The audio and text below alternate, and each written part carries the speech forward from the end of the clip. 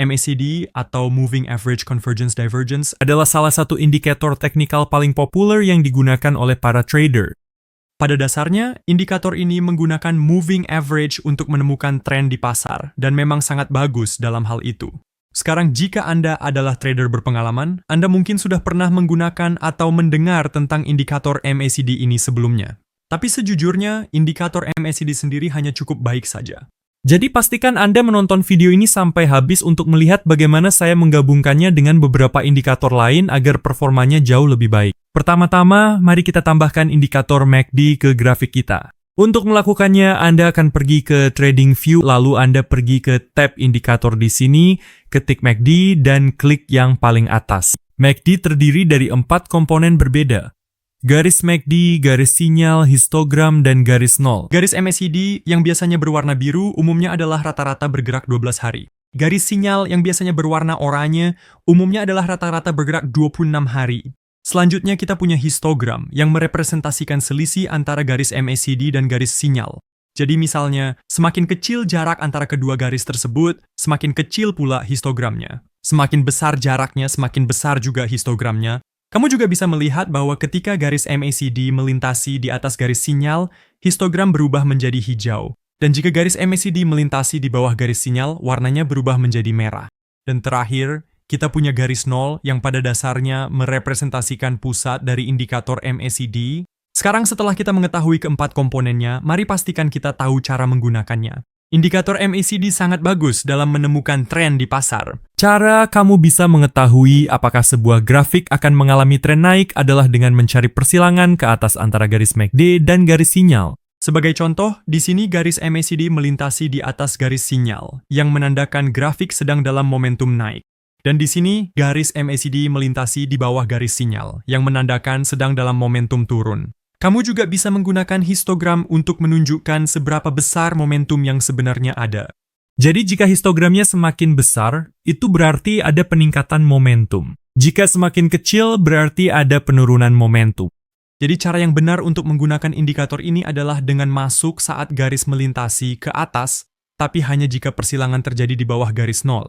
Jika mereka bersilangan dan berada di atas garis nol, kamu sebaiknya tidak masuk ke perdagangan. Konsepnya sama untuk melakukan shorting. Kamu hanya ingin masuk posisi short jika garis-garisnya bersilangan ke bawah dan berada di atas garis nol. Jadi seperti yang bisa kamu lihat hanya dengan mengamati ini, indikator ini sangat mudah digunakan. Tapi masalah yang sering dihadapi para trader adalah mereka hanya menggunakan indikator ini saja. Izinkan saya jelaskan mengapa hal ini tidak berhasil. Indikator MACD bekerja sangat baik jika pasar sedang dalam tren. Jadi misalnya di sini, indikator MACD melakukan pekerjaan yang sangat baik dalam menunjukkan kapan harga akan bergerak naik karena grafik sedang dalam tren naik.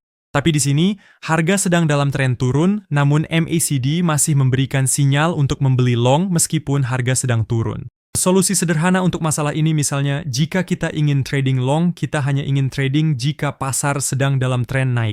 Kamu tidak pernah ingin trading melawan tren karena peluangnya akan selalu tidak berpihak padamu. Jadi, cara mudah untuk mengetahui apakah pasar sedang dalam tren naik, kamu cukup menambahkan moving average 200 hari. Untuk melakukan ini, kamu akan pergi ke tab indikator di Trading View dan ketik EMA. Yang merupakan singkatan dari Exponential Moving Average atau Moving Average Exponential. Klik yang paling atas. Lalu kamu akan pergi ke sini, klik pengaturan EMA, lalu masuk ke bagian input dan ubah panjangnya menjadi 200, sehingga menjadi Exponential Moving Average 200.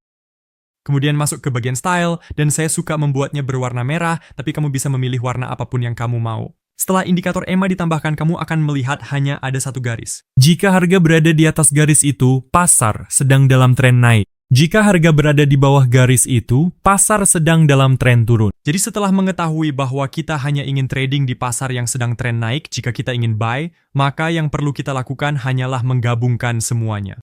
Kita membeli jika garis MACD melintasi di bawah garis nol, dan harga saat ini juga berada di atas moving average 200 hari. Ini akan menjamin bahwa Anda hanya melakukan trading ketika pasar sedang dalam tren naik yang merupakan kombinasi yang sangat kuat. Jika Anda ingin melakukan short, Anda akan melakukan kebalikannya. Jadi pastikan harga berada di bawah moving average 200 hari dan garis MACD sedang melintasi ke bawah di atas garis nol. Jadi sebagai contoh, kita ingin masuk posisi long di sini karena garis MACD sedang melintasi ke atas di bawah garis 0 dan harga saat ini berada di atas moving average 200 hari. Sekarang, yang saya suka lakukan adalah menetapkan stop loss di bawah moving average 200 hari, sehingga moving average 200 hari hampir berfungsi sebagai tembok yang harus ditembus harga untuk mencapai stop loss. Lalu saya suka menggunakan rasio profit 1,5 untuk target profit saya. Seperti yang bisa Anda lihat pada contoh ini, strategi ini bekerja persis seperti yang kita inginkan dan kita mendapatkan keuntungan. Namun kita masih bisa membuat strategi trading ini menjadi lebih baik lagi. Strategi MACD ini yang dikombinasikan dengan moving average 200 hari bekerja sangat baik hanya jika ada banyak pergerakan harga. Di mana strategi ini mulai menjadi agak meragukan dan memberikan sinyal palsu adalah ketika grafik mulai bergerak sideways dan kehilangan momentum. Seperti yang bisa Anda lihat di sini, grafik bergerak sideways dan hampir kehilangan seluruh momentum naiknya dan MACD memberikan banyak sinyal palsu. Jika Anda melakukan trading di sini, kemungkinan besar Anda justru mengalami kerugian. Untuk mengatasi masalah ini, kita harus menggabungkan MACD dengan aksi harga. Untuk melakukannya, identifikasi area support atau resistance kunci di mana harga menyentuh dan memantul. Seperti yang bisa Anda lihat, harga turun, menyentuh titik ini, lalu berbalik naik. Langkah selanjutnya adalah menunggu harga tersebut menyentuh level kunci yang sama lagi, dan begitu itu terjadi, kita mengharapkan harga akan memantul dari support dan naik ke atas seperti sebelumnya. Namun sebagai catatan penting, hanya karena kita telah membuat support dan harga sebelumnya memantul dari sana, bukan berarti itu akan selalu terjadi lagi. Harga bisa saja dengan mudah menembus support dan turun lebih rendah jika memiliki momentum yang cukup. Jika kita ingin memastikan bahwa harga akan berubah momentum, saat itulah kita menggunakan indikator MACD. Jadi yang perlu Anda lakukan adalah memastikan harga berada di atas moving average 200 hari. Setelah harga menyentuh support yang telah dibuat, tunggu garis-garis pada MACD melintasi di bawah level 0 dan saat itulah Anda masuk ke perdagangan. Saya baru saja mengungkapkan kepada Anda bagaimana MACD, moving average 200 hari, dan penggunaan level support serta resistance memberikan tingkat kemenangan yang sangat tinggi dengan strategi ini. Dan sampai jumpa di video berikutnya.